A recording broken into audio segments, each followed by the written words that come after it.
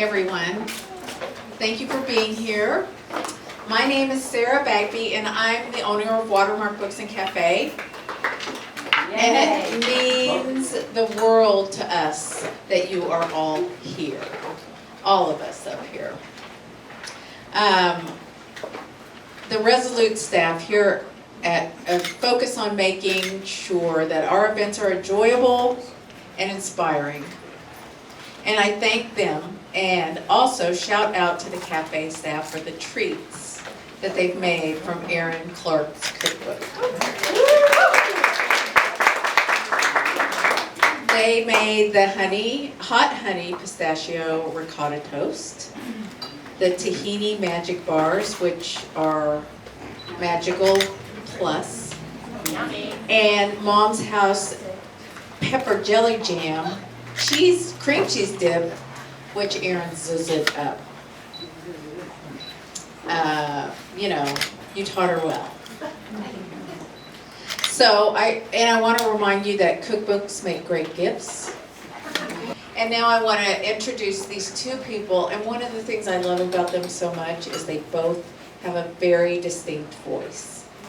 And in storytelling, voice is very important. So Denise Neil is a Dodge City native and a KU graduate. She started as a reporter at the Wichita Eagle in 1977. 97.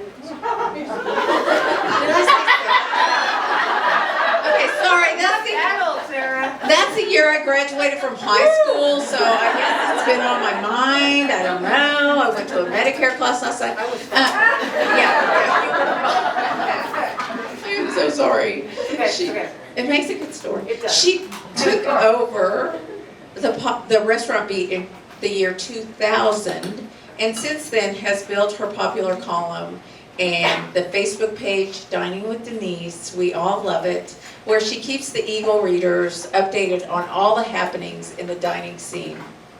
She's also the author of the wildly popular and nostalgic book, Classic Restaurants of Wichita, a look back at Wichita's long-gone restaurants that its residents still miss. It's so fun. She loves to cook, cuddle with her pug, Walter, and listen to audiobooks. And her most recent favorite is, it will be her favorite when she finishes listening to it.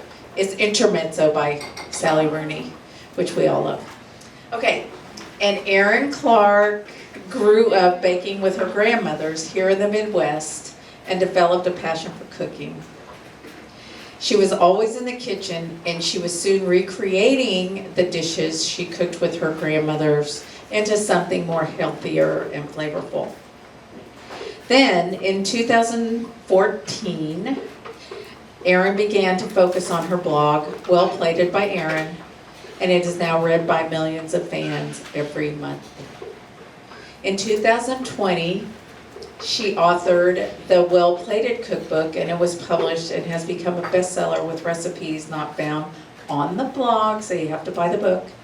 And it has sold over 130,000 copies. That is amazing. And now Well Plated Every Day, recipes for easier, healthier, more exciting daily meals is hot off the press. You know, I love a good cookbook with alluring photos, explicit and very detailed instructions, a good-sized font so I can use the book in the kitchen, and a lively voice. And the Well Plated Every Day has it all. Before I know it, the balsamic berry chicken thighs and the red wine mushroom farro soup, plus the fudgiest salted chocolate sheet cake will be in my rotation. When Erin was here in 2020, I remember her saying she would never do another cookbook. And we were all so excited when we found out that the Well Plated Every Day was coming out. Let's give these a warm welcome to these two very talented women.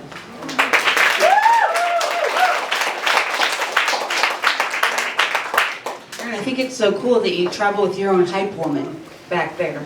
She's like, you're her hype woman, sister. It's her sister hype woman. Erin. My sister wouldn't even come if I had a book. Well, I'm very excited to meet you. Is your microphone working? We'll see. Can you?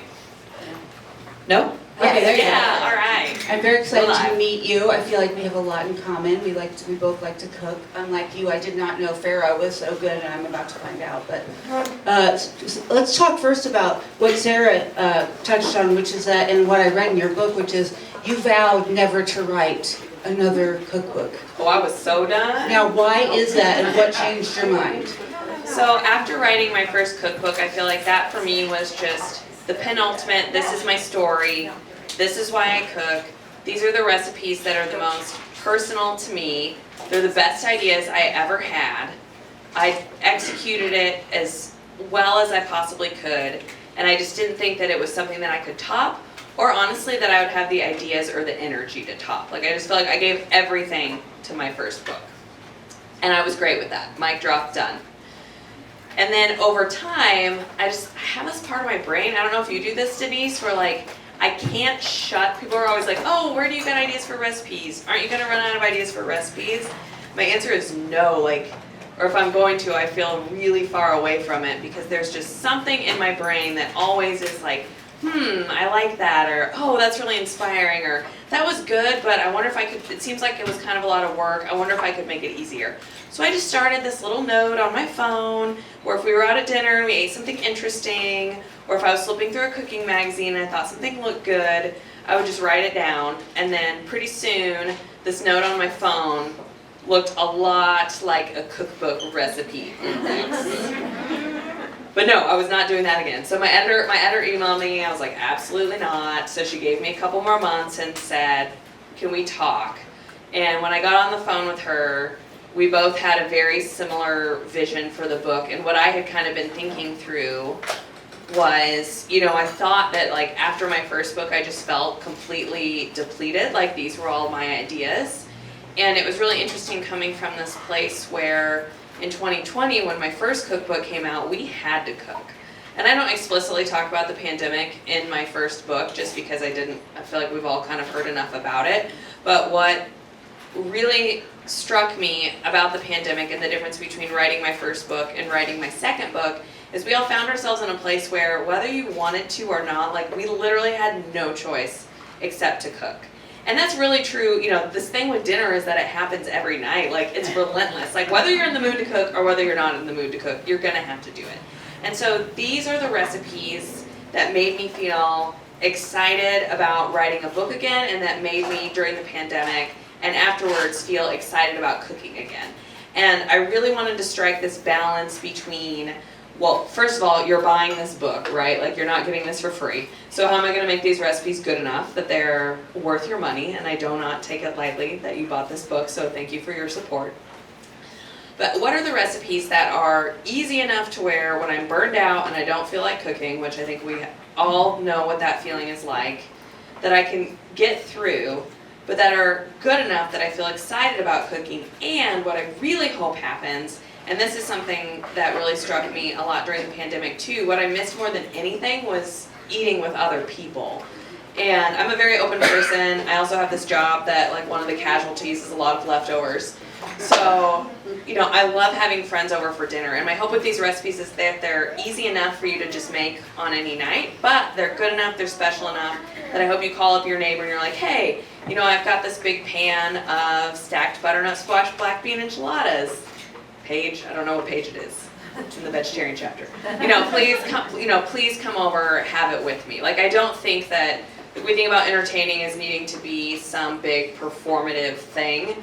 But the best part is sitting down with someone to enjoy it. So what are the recipes that give us a little more time at the table? Yeah.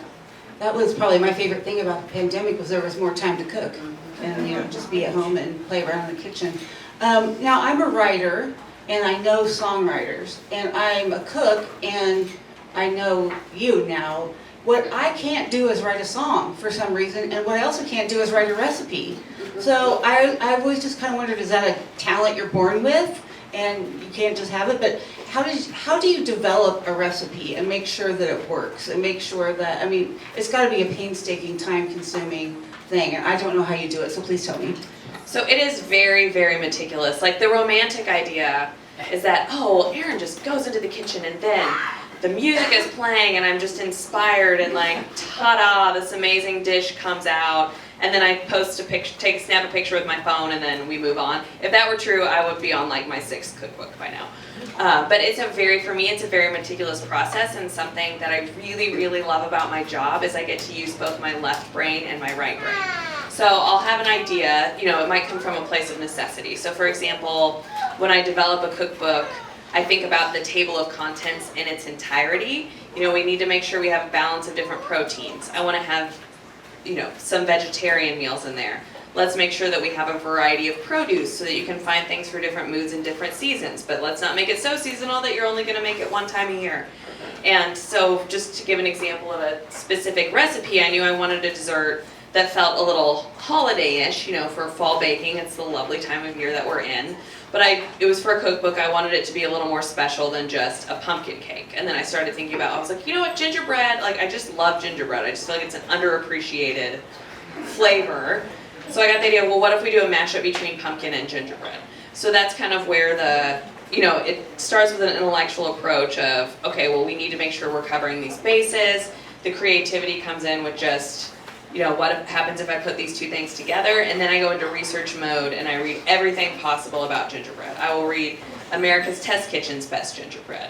I will read, Bon Appetit, New York Times, and I'll kind of get ideas, I'll try to look for patterns in different things. And I found one gingerbread recipe that had cocoa powder in it, and I thought that was really, really interesting. So I tried that with the cake, and I loved it. And it was something where it's just like, what is that? So that idea came from research, but then you still have to bake the cake and taste the cake, and you have to taste the cake with the cocoa powder and without the cocoa powder, because I'm also trying to decide, do you need to use this ingredient? There's the end product for you, I hope when you read it, you're like, wow, that was a great recipe, I would make it again. But some of the reasons that you might make it again are, I didn't have to spend that much time washing up afterwards. I didn't have to go to the store to get ingredients because I just happened to have everything around. I was able to do this while my kid was napping. All of that feels like you shouldn't notice it. What you should be noticing is, man, I am an amazing cook. I just made this dish. It came out great. I feel more confident. But behind all of that is me literally wondering to myself, is this worth it if you have to get another measuring spoon dirty? I really go into that level of nitty-gritty when I write. And then I test it. It goes through, for my book, I usually test each recipe I got a little more laid back with the second book. The first book was 6, and that was a little overkill. So this time I did 4 unless it wasn't coming out, and then some of them had to go through, those tahini magic bars, those were not. There's a whole separate story with sweetened condensed milk in those bars. And then, so from there it goes to independent recipe testers. So wonderful friends and family will sign up for, volunteer for a certain number of recipes, and I send that to them with a Google survey. And the survey asks things like, the basics. Did you like this recipe, but did you feel like this was worth your time? Did it make the amount that I told you that it was going to make? How much time did you actually spend actively working on the recipe? Was there any step in the recipe that made you pause and say, I'm not sure if I'm doing that right? Because for me, the confidence isn't cooking is a great way to build confidence, and it's just a beautiful, tangible thing. It's so rewarding. And I don't want you to just feel rewarded because you got to the end and, it tasted really good, but I don't actually know if I did it right. If the batter's gonna curdle, I'm gonna tell you it's gonna curdle. If you think that it will separate, I'll tell you it's gonna separate. And I even pay attention to things if I'm following, so I write it all out, if I'm following my own recipe, but then I catch myself naturally doing steps out of order, rather than saying to myself, oh, you did that wrong, I'll say, okay, intuitively, that wasn't what you thought that you needed to do. So why intuitively did you put this in first? Maybe it's just easier for this recipe if you add, even though it's ideal to add the salt 3 different times throughout the recipe, you just accidentally put all the salt in. Probably someone else is accidentally gonna put all the salt in, so let's just add all the salt at once. Yeah. Another thing I found pretty interesting, when I cook, if I'm gonna do it, I'm gonna do it. So heavy cream, butter, bring it on. Cheese, but what I notice is that you substitute in a lot of ingredients that I naturally like, that I think are making these things a little less deadly, like Greek yogurt and maple syrup and sweet potatoes and things that, I probably wouldn't, but now, like, these are basically calorie-free, right? Completely. Yeah, I mean, they're better It's for... air, it is air. And I also was fascinated by the fact that you're baking, something I've never done, is mixing whole wheat and white flour together. So you're not quite going all the way one way, you're kind of in the middle, so the taste is probably... How'd you kind of... I like those go-to ingredients that you came up with. So I like that you use the word go-to ingredients because I try to have, it's a very big deal to me if you go buy a new ingredient, which from this book, if you go buy a new ingredient, I hope it's farro, because I love farro. But I'm not going to put, you're going to find farro in multiple recipes. Like if I'm asking you to buy a bag of something, I want to give you multiple ways to use it. And kind of what I found, what really got me excited and energized about cooking in the first place was making healthier versions of my grandmother's dishes, which are delicious, but there's a reason, you only have certain Christmas recipes on Christmas. Or there's a reason that my grandma had 9 children and all of her recipes yield a massive amount. I was cooking for a household of 2. And we eat all our leftovers because we are from the Midwest. We are practical and we do not waste food. And so if I'm going to be eating this every day, I wanted it to be a little more nutritious for me. So I got interested in seeing how much can you really play around with. So for example, with my desserts, generally, they're only half whole wheat flour, because if you push it all the way to 100% whole wheat flour, you're not eating dessert anymore. Let's make a cake, and a muffin, but maybe there's something that we can do in between. Like you can't get rid of all the sugar and make it 100% whole grain and not have any butter in it. Like that's gonna taste exactly what it sounds like. It's gonna taste terrible. There's a reason those ingredients are delicious, but I don't think that means that you can't enjoy dessert and still use easier or healthier ingredients at the same time. Like I'm firmly committed to that you can have both. Yeah. Now, I've been reading a lot about you, and I'm incredibly jealous of your dreamy life. You live in the home of Arthur Fonzarelli, Milwaukee, Wisconsin. There's a bronze fawn statue downtown that you can go There visit. better be. You're married to an attractive lawyer. You have all kinds of followers on social media, and I read, if this is true, your husband got to quit his job and do your job with you? Yes, I'm the boss in every aspect of life. I mean, it doesn't get much better than that.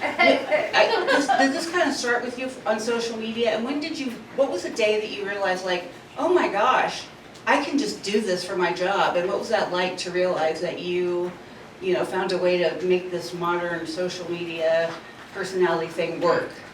So there wasn't a single moment because it's just been a really long, hard slog. So I started my website 12 years ago. There was no Pinterest when I started my website. There was no Instagram.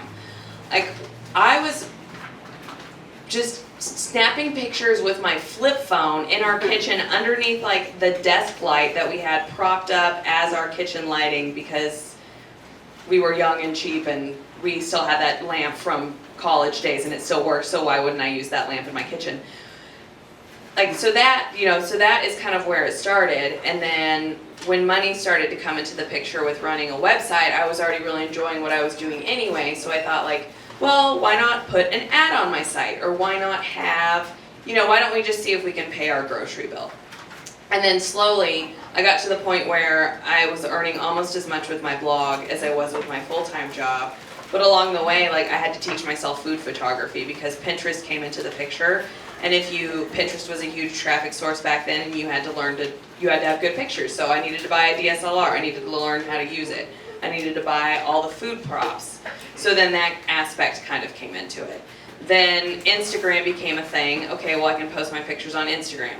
Well then, suddenly you can't do pictures on Instagram because now TikTok's in the picture, so now we need to do video.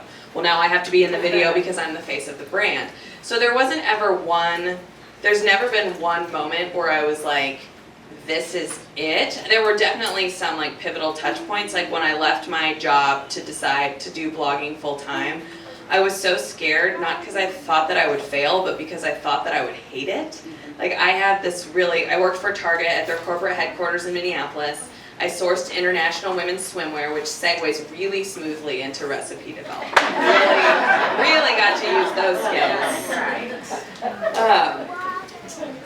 But I had this like really clear set path. Like I knew what was going to happen to me there. I was hired as an analyst. I got promoted to a senior analyst. Then you're a product manager. Then you're a senior manager. You know, if you work hard, what your career is going to be from day one. I was leaving a job where I was just going to post recipes online and then just do that for like ever. What if I ran out of recipe ideas? Like there was no determined path. Not only was there no determined path, literally no one had done it before. We were all just like in this industry that did not exist. And that used to really scare me about it, but now instead of being the really scary thing, I've realized it is like one of my favorite things about it because it can be what I want it to be. One thing that I really appreciated about your book, my favorite cookbooks have a picture of everything that I'm going to cook. I want to see what it's going to look like when it turns out, so thank you for that. But also I read that you say you are a fan of procrastinating, but I don't know what that is. What is procrastinating? Procrastinating is when I should be finishing my manuscript edits, but instead I go make muffins. Because we need breakfast. I mean, I can't work on my manuscript if I don't have a snack. So obviously, it's really helping me finish my edits by baking. Okay, It's very logical. I have procrastinated a lot of stuff then, I think.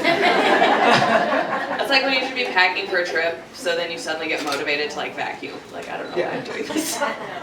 Everybody who's a cook or someone who loves restaurants loves to take pictures of their food. I know that you have fancy camera equipment, probably some fancy lighting. I'm married to photographers, so I know how that works. But what tips can you give those of us who want to take pictures of our finished products with our iPhones? What tips would you give us for taking good food pictures? My biggest tip is that lighting is everything. Unfortunately, really cozy ambient restaurant lighting takes hideous photos. So if you're like really feeling into doing your food, maybe think about taking your picture at brunch. Maybe kind of start there.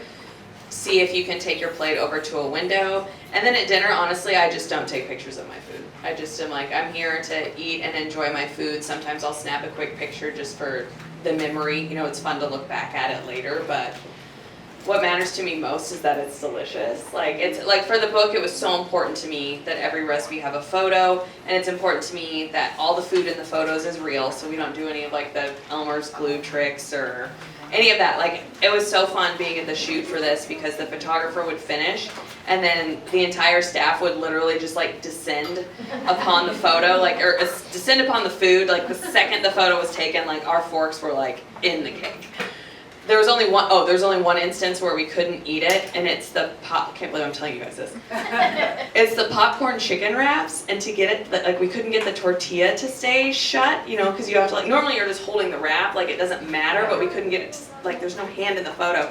So they used Fixodent, which is used to stick jams. So I walked over and was gonna take a bite, and the food stylist was like, no, don't eat it. Fixodent, forget it. I know, I guess so. So now you all know. You're the first people I've told about the great secret, the scandal of the popcorn chicken wraps. That's hilarious. Well, we're very proud that you are from here, and please tell me that you tout that everywhere you go on your book tour. I do. Okay. Oh, and every time you're on a morning show, like the Today Show or whatever, from now on, we're all going to be listening for you to mention Wichita. Wichita, Kansas State. Okay. All right. So, is there anything about being a Midwest girl that maybe you think prepared you for this trajectory your career took, or? Oh, so much. We all look back in our life and you can have these things that you say that oh, I wish I would have done this differently, or I wish I would have taken a risk and done that. And one for me is I regret that I never went and lived on the East or the West Coast. After college, probably would have been a good time to do that. I didn't. I moved to Minnesota.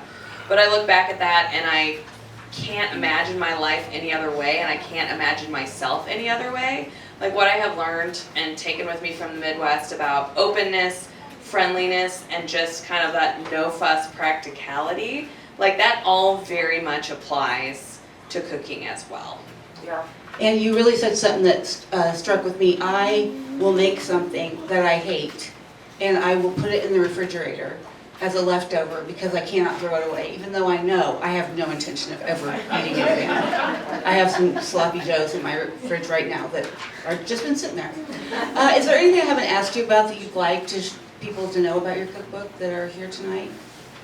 I really hope that it's a beautiful cookbook. I'm super proud of it, and I hope that a couple months from now it is just covered in butter and oil, and that you splattered it, and that you need to come back to Watermark to get a second copy because you just have used and loved it so much. Like, it's a beautiful cookbook, but it's not meant to be put on a pedestal and stared at. It's really meant to be truly an everyday cookbook. Those are the best ones that are covered in. Mm-hmm. I never get sad when that happens. Mm-hmm. And there's a man in the audience one of the recipes was inspired by. Should we introduce him? Yes, this gentleman in the second row. This is my stepdad, Larry. Hi, Larry. His bureaucracy I have many I find inspiration not just from restaurants but from people too. So this book was also really fun for me too, and you'll see, all the people mentioned in the book are real people, like my mom's hot pepper jelly cream cheese dip, and something I love about cooking is I always have something to learn. And I can learn that by travel, I learn it by eating out, and I learn it by talking to other home cooks too. Yes, that's cool. And they're delicious. Yes, yes. Does anybody have some questions for Erin in the audience? There's got to be something. Shout it out loud. What's your favorite place to eat when you come to Wichita? So they want to know what her favorite place to eat is when she comes to Wichita. Bella Luna. I have an obsession with the hummus. And I haven't lived here for a while, so some new places have been really fun. Like, we've loved going to George's. And then I have a really big soft spot in my heart for Il Vicino right over here, just because I used to go there in high school with friends after football games. Oh, that's so cool. Yeah, I go there all the time too. Did you grow up around this area? Always east side. Yeah, yeah. Various houses on the east side. Very nice. Yeah, Suzanne. Oh, sorry, sir. I'm wondering what cookbooks inspired. Oh, there's a mic. I'm so sorry. I should call on the person with the mic. You're next, sir. You're next. Hello, I can project. Suzanne can project. I'm wondering if there were certain cookbooks or chefs that inspired you. Yeah, so one of my heroes is Ina Garten. Her new memoir is amazing if you haven't read it. I joke that, I started cooking with my grandmothers, but I feel like Ina Garten is who really taught me how to cook. When Ben was in law school and we weren't eating out a lot, I would just check out her cookbooks from the library and start cooking my way through them. So I learned a lot from her. In terms of being a professional recipe developer, I give so much credit to Dory Greenspan. I don't know if anyone is a fan of her books. I'm a person that reads cookbooks like novels, and I love to write, so I definitely wrote this cookbook as one. If you're one of those people too, I hope you enjoy reading it. Like, I can read Dory's directions. Like, she just has this, and I feel like, really inspired me, and I learned a lot from her in terms of how I write a recipe. Like, don't just say, saute the onion for 6 minutes. You're gonna say, saute the onion for 6 minutes until beginning to smell fragrant, it's turning translucent. Like, there's so many other, I think it's really easy in cooking to hyperfixate on time, but there's a lot of other cues to give your senses as you go, and that makes you a better cook too, because this is very maddening as a recipe developer. Every stove is different, every oven's different. Like, if the cake says it's done in 22 to 24 minutes and you smell it, you're really smelling it at like 20, 21 minutes, go look at the cake. And I'll tell you, the toothpick is clean, but the edges are turning dark brown and they're pulling away from the sides. And I even like to say, like, and Dory does this too, like when something is going, honey caramelizes in the onion, honey caramelizes in the oven. So when you make like the blueberry banana bread from my first book, it gets really dark and it's not burned, it's just the honey caramelized. And so it's like, it's not burned, it's fine. And I feel like Dory does a really, really good job of that. I gotta check out this Dory person. Yeah, she's written a ton of books. Yeah. Ina Garten, I use her green beans and shallots every year at Thanksgiving, and I have her guacamole. It's my only guacamole, and I have them both memorized because I make them so often. Okay, yes, you, sir. What's your, other than oven and a stove, what are your favorite cooking appliances? My preference is cast iron skillets for things. I'm just curious, in your 2 books, are there any great cast iron skillet recipes I can try? My first book has a sweets and beets hash that is great, and a cast iron skillet. This book actually has a whole chapter of one pan meals, so I think you could bust out that cast iron skillet for a good number of those. Do you believe in any of those trendy appliances like the Instant Pot or the air fryer or all those things people are buying? I don't want to say no. I'm like, and this comes back to Midwest practicality that we were talking about. I am really loath to buy new kitchen appliances. Like, I'll have companies reach out all the time and they want to send me stuff, and I'm just like, no thank you. Like, there's very little that I can't do with, and I don't even like a garlic press. Like, I'm like, just give me my knife and my cutting board, I'm good. However, you know, people start to, as these new appliances come on, like the Instant Pot, once I start getting a lot of requests, I'll start developing recipes with it. And the Instant Pot, I feel like, had its like extreme moment in the sun. I think it's good for some people. I basically use mine as a really large and expensive rice cooker. It makes great rice, so I still do rice in there. The air fryer, I feel like, has been a game changer for a lot of people. I was super skeptical about the air fryer at first, but I do use that one a lot. I think that's one that's, if you can find space for it, because they're huge, it's worth it. Yeah, I was surprised how well that cooks some things too. Who else has a question out here? Sarah? I love Dory Greenspan. She's Her amazing. cookie book, oh my gosh. But my question is, do you have a specific knife brand that you think is great? So I have to disclose that they gave me these knives, but I would purchase them. I've used a number of brands over the years. I'm really happy with my Zwilling knives. I think they work really well. The Zwilling Pro Line Chef's knife is great. And they're not to say there's not a lot of other great brands out there. That's just like what I have personally used for years. Can somebody please write down Dory Greenspan and Zwilling for me? Thank you, Suzanne. Okay. Good, thank you. Any other questions out here? All right. I don't know if this, I think this has been asking. What was the hardest recipe to develop for this cookbook, in your opinion? Or like, I guess what it took the longest, or maybe just was the most difficult for you to figure puzzle out? So the tahini magic bars were not easy, and that is because I hate I have this thing against weird amounts of leftover ingredients. Like, why do recipes only call for 1 cup of black beans? Like, can we not just add the entire can? Why do I have this refrigerated can of beans staring at me on my top shelf until I start wondering what that weird smell is? Because they actually go bad faster than you think. So, you know, I just like always am trying to eliminate weird leftover amounts. And so I was determined. So the tahini magic bars, they're spin-on 7-layer bars, Hello Dolly bars, magic bar, whatever you want to call them. They're so delicious, we have to give them lots of names. And they call for sweetened condensed milk. These swap part of the sweetened condensed milk for tahini, which I really like because it keeps it from being too sweet. But that meant I didn't need all the sweetened condensed milk in the can. And so I was like, well, I don't want to leave anyone with a half can of sweetened condensed milk. So what we're going to do is we're going to get milk and we're going to cook it down on the stove and we're going to condense our own milk. Oh, wow. That did not go well. Poor Ben, I don't even know how many like scalded pots of milk. So that was one, like eventually we got it to work in the end, but it did not pass the test of is this worth it? No. Sweetened condensed milk is like $1.79. It was not worth it. So in the notes I have all the ways to use your half can of leftover sweetened condensed milk. Hey, did you ever read the Sweet Potato Queen's book, how they turn it into danger pudding? Remember that, Suzanne? Yes. You put it in the oven and might or might not explode, but it becomes caramelized. And Oh, so entertainment value. yeah, it's called danger pudding. I remember that from Sweet Potato Queen. Do you have, I would hate for you to ask you to pick a favorite child, but are there 1 or 2 recipes that you're like, go home, make this right away? Oh, I mean, that really depends on what you like. I'm not trying to just be like, give you like a total cop-out answer for that. It is cozy season now, so I think any of the fall recipes would be really, really nice. There's a warming chickpea kale and butternut squash soup that is just so yummy. It makes delicious leftovers. I love the chicken schnitzel with caramelized cabbage, just because who doesn't love crispy chicken? I'm also on a PR mission for cabbage. I think it is a very underrepresented vegetable. Brussels sprouts and cauliflower made it. They became sexy. Cabbage never did. I don't know why that happened. And I think it just makes, you just make this delicious, like, thinly pounded crispy chicken on the stove, the cabbage roast with honey, you finish it with a sprinkle of salt. Like, it's just a really delicious, really comforting combination. So those are two that I'm really liking right now with the weather. And when you write your novel, please title it, I Made Cabbage Sexy. A memoir. A memoir. I Made Cabbage Sexy, a memoir. I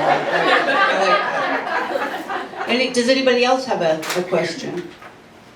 Are you more creative in the morning, afternoon? What's your work day like? To the demise of some around me, I'm a morning person through and through. I'm unbearably chipper after coffee. So that's like that's my time. It's uninterrupted. Like, the emails haven't started coming in yet, so that's where I really liked it. But I feel like I get a lot of ideas at night. So I'm like waking up, scrolling them down, and like jotting them down at night, and then I wake up, and sometimes they're still a good idea, and sometimes they're not. Anybody else? Oh, right here we got a question. What's your question, honey? How do you go to town? How do you go to town? Like, how did she get here tonight? How'd you get here? Did you fly? Did you drive? We flew on a plane to Kansas City, and I was in Kansas City last night, and then today we drove in a car to Wichita. That's pretty cool, huh? Are you a cook? Maybe you'll become one now. Okay, here we go. Hi, I have a question, just like how much consideration goes into like macros and like, are you shooting for a certain amount of calories or something like that? Like, how much do you plan for that with these recipes? I focus on the ingredient, like the balance of ingredients and the quality, and trying to get in more vegetables, trying to get in more whole grains, trying to use Greek yogurt, and then I don't count calories. I like that about you. I hate when I read the calories in a restaurant or in a cookbook. I'm like, ugh, now I can't have it. Sometimes it's like, it's a flourless chocolate cake, what do you want to know? Like, come on. I'd just rather not know, Yeah. honestly.